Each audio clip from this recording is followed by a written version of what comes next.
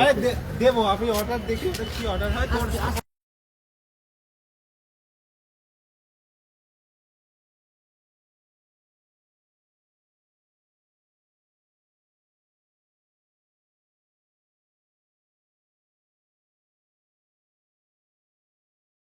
টিকিটটা কাটি, আমার টিকিট কাটা হয়নি। চ্যালেঞ্জ এইটা করতে হবে, চ্যালেঞ্জ হচ্ছে ওরা এই রায়টা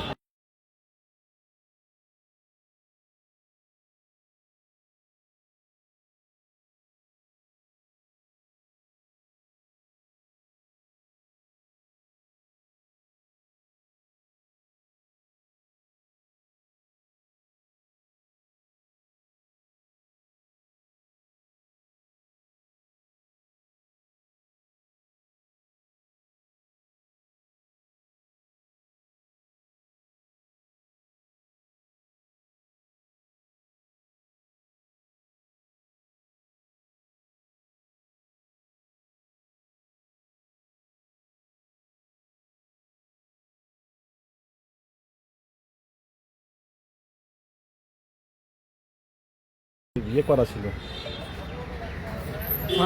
শোনা যাচ্ছে, শোনা যাচ্ছে। আমি পাঠাচ্ছি।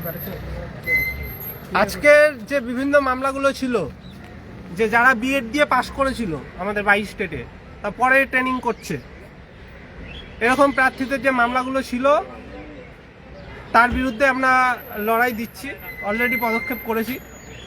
এই নিয়ে বিস্তারিত আগে ডিটেলসে বলেছি লাইভে পরপর, তো আজকে আর ডিটেলসে বলছি না। আমাদের যে দাবি সেটা স্পষ্টভাবে বলছি, যে বিএড দিয়ে যারা বসেছিল, যে প্রায় 92,000-এর মতো ক্যান্ডিডেট, সবাইকে বাদ দেওয়ার জন্য আমরা লড়াইটা করব। আবার নতুন করে সবাইকে বাদ দেওয়ার জন্য আমরা লড়াইটা করব। পাশাপাশি যে না কি আছে, পাশাপাশি যে 22 স্টেটে এনআরএসরা বসেছিল, মানে অবৈধ, মানে যারা সঠিকভাবে ইন সার্ভিস ছিলই না, প্রায় আমাদের 22 স্টেটে পাশ করেছে 5,000-এর উপরে। আগের নিয়োগে ছিল, ঠিক আছে, প্রায় 3,000-এর কাছাকাছি, মানে 8 থেকে 9,000-এর মতো প্রায় এনআরএস রয়েছে। তাদেরকেও আটকানোর জন্য আমরা পদক্ষেপ করেছি।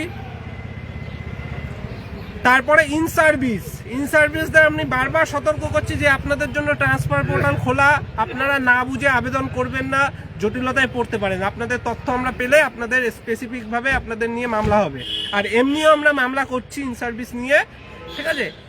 আর যে বিভিন্ন ব্যাচগুলো রয়েছে, যেগুলো 23-25 ব্যাচ থেকে শুরু করে যারা আমাদের নিয়োগে বাধা দিতে আসছে, তাদের বিপক্ষে আমরা লড়ছি, ঠিক আছে। আর প্রশ্নমূল মামলা 14 থেকে শুরু করে 17, 22, ঠিক আছে, আবার 23-এও কিছু হচ্ছে। সব কটা প্রশ্নমূল মামলায় আমরা লড়াই দিয়েছি এবং আগামীতেও দেব। কাউকে ফাঁকা মাঠে ছাড়বো না। প্রতিযোগিতা আমাদের কমাতে হবে, প্রতিযোগিতা কোনোভাবেই বাড়তে তো দেওয়া যাবেই না। এবং যারা রয়েছে অবৈধভাবে, অনেকে পাশ করে রয়েছে ফলস ডিক্লারেশন দিয়ে, ঠিক আছে, সে মানে ট্রেনিং করছিলই না, দেখিয়েছে ট্রেনিং করছি, তো টেট পরীক্ষা পাশ করে সার্টিফিকেট নিয়ে বসে আছে, রিক্রুটমেন্টে বসছে, তাদের সবাইকে বাদ দেওয়ার জন্য পদক্ষেপ করেছি এবং এইভাবে আইনি লড়াইগুলো চালিয়ে যাব। আপনারা পাশে থাকুন। আর কেন বারবার জোর দিয়ে বলছি ফান্ডিংয়ের কথা, ভালো করে বুঝুন। যে আজকের ধরুন আমরা সিঙ্গেল বেস থেকে কোনো বিষয় জিতলাম বা আমরা হারলাম, যদি আমরা আজকের ধরুন সুপ্রিম কোর্টে আমরা কোনো মামলা জিতলাম, আজকে ধরুন 23-25-কে আমরা বাদ দিলাম, তারা যদি কোনো একটা অর্ডার নিয়ে হুট করে সুপ্রিম কোর্ট ছুটে যায়, তারা যদি ডিভিশন বেঞ্চে ছুটে যায়, তখন দিনে দিনে আমরা ফান্ডটা কোথায় পাবো? আমাদের তো একটা ফান্ড, মিনিমাম ফান্ড একটা ওঠার জন্য আমাদের 1 মাস 2 মাস এরকম সময় লাগছে। আপনারা দেখেছেন সেই কোন জন্মে থেকে একটা গ্রুপ রয়েছে আমাদের, যে রিসেন্ট যে গ্রুপটা চলছে, সেই গ্রুপটায় 1000 জন সদস্য এখনো পূর্ণ হয়নি। সে কত মাস ধরে চলছে, অনেক আগের গ্রুপ। সেখানে 200-300 এমন করেও ফান্ড দিয়ে অনেকে আগে যুক্ত হয়েছিল। তাহলে সেখানে আমাদের 1000 জন হলে 200 টাকা করে দিলে আমাদের ক টাকা হচ্ছে? 2 লাখ টাকা, তাই তো? তাহলে 2 লাখ টাকা হচ্ছে। আর আমাদের যখন সুপ্রিম কোর্টে শুনানি করতে যাচ্ছি, মিনিমাম 3 থেকে 3.5 লাখ টাকা খরচ হচ্ছে। আর যদি আমরা আরো বড় উকিল দিতে যাই, সেখানে আমাদের 6-7 লাখ এরকম খরচা আছে, 5 লাখ টাকা। তাহলে আপনার ফান্ডিং এর বিষয়টা বুঝতে পারছেন না যে খেলাটা কোথায়। আজকে ধরুন 2009-এর যে শূন্যপদগুলো আমাদের চলে গেল, অনেকগুলো 2009-এর অনেকগুলো নিয়োগ হয়েছে। আপনারা জানেন যে আমাদের নোটিশ আসার আগে তারা কি করেছিল, তারা হাইকোর্টে যখন অর্ডার পেলো, সেটা নিয়ে ছোটাছুটি করলাম, বিকাশ ভবন থেকে শুরু করে পর্ষদ থেকে শুরু করে অনেক জায়গায় ছোটাছুটি করলাম।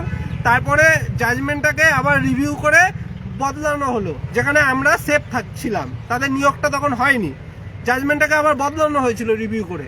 কিন্তু তারা কি করলো, ওই অর্ডারটাকে নিয়ে হুট করে একজন সুপ্রিম কোর্টে গেল এবং সুপ্রিম কোর্ট থেকে রায়ও পেয়ে গেল এবং সেটাকে আমরা আটকাতে পারলাম না, তাদের নিয়োগ হয়ে গেল। তাহলে এইরকম যদি হতে থাকে, কোনো মামলায় ধরুন আমরা জিতলাম, সে আবার হুট করে সুপ্রিম কোর্টে চলে গেল, সুপ্রিম কোর্টে গিয়ে যদি সে হুট করে কোনো রায় পেয়ে যায়, আমরা দিনের দিন কি লড়াইটা দিতে পারবো? সুপ্রিম কোর্টে যাওয়া মানেই তো 6 থেকে 7 লক্ষ টাকা খরচা আছে। আপনারা বুঝতে পারছেন না, এই যে এত বার করে বলছি, অনেকে ভাবছে এদের তো অনেক মেম্বার ফান্ড তো আছে এদের কাছে। কত ফান্ড আছে? 1000 জন যদি একটা গ্রুপে থাকে রানিং গ্রুপগুলোতে, সেখানে যদি 200-300 করে দেয়, কত টাকা হয়? 2 লাখ 3 লাখ এরকম হয়। সেগুলো তো আমাদের হাইকোর্টেই খরচা হয়ে যাচ্ছে।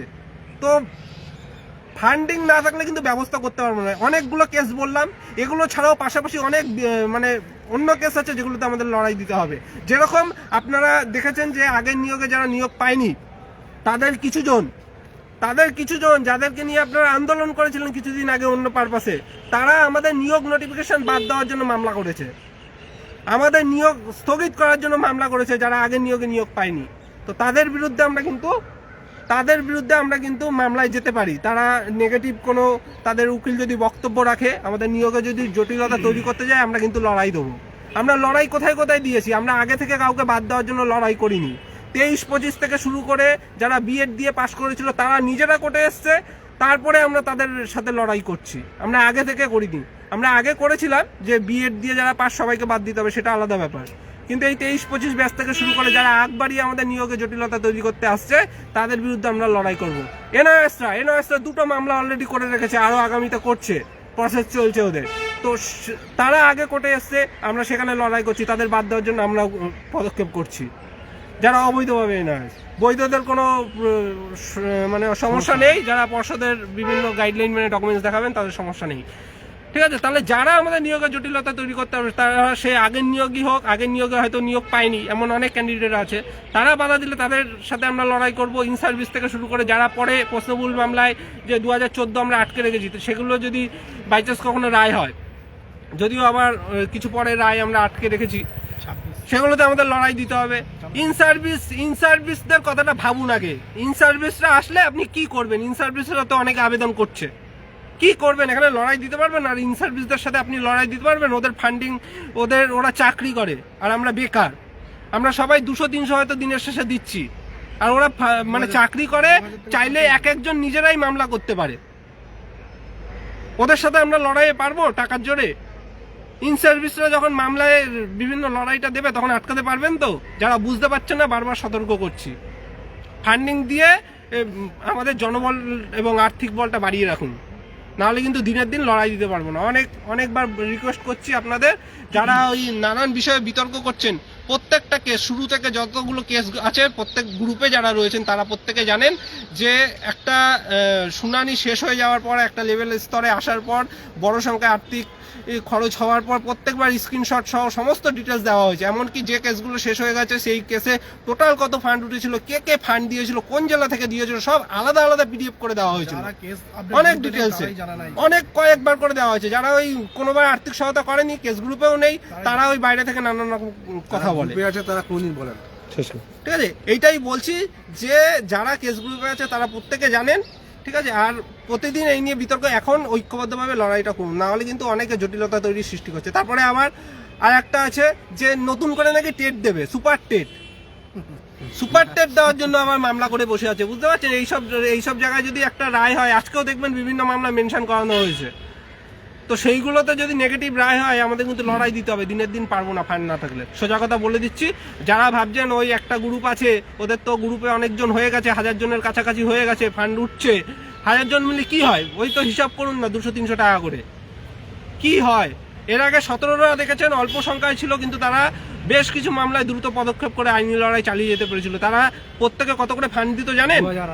তারা প্রথম ভাগেই প্রায় 4,500-5,000 টাকা করে একজন পার হেড তারা খরচা করে ওই গ্রুপে অ্যাড হয়েছে। আর আমরা তো সেই কবে থেকে 200-300 করে চাই, মাঝে মাঝে আপনারা তাও দেন না ম্যাক্সিমাম জন। যারা এই রোজ কোর্টে আসে, কোর্টে সারাদিন পড়ে থাকলে 200-300 টাকা মিনিমাম খরচা হয়। প্রত্যেকদিন। আর যারা দূর থেকে আসে, এই যে কাটোয়ায় বাড়ি, অনেকে আসে আসানসোল থেকে, সারাদিন থাকা খাওয়া, এতে অনেক টাকা নিজেদের ব্যয় হয়ে যায় প্রত্যেকদিন, যারা বিভিন্ন জায়গায় ছোটাছুটি করি। পরিশ্রমটা তাই বারবার বলবো ফান্ডিং এ জোর দিন। ধন্যবাদ, আমি বেরিয়ে যাচ্ছি।